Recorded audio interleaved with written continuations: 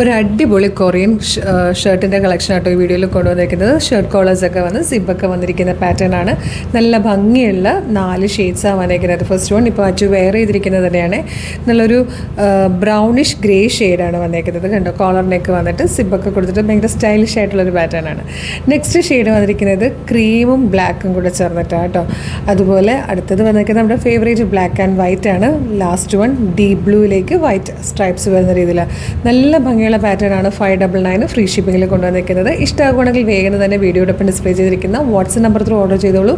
Free shipping ആണ്, miss ചെയ്യരുത്. Shop collections ആയിട്ടോ. Thank you so much.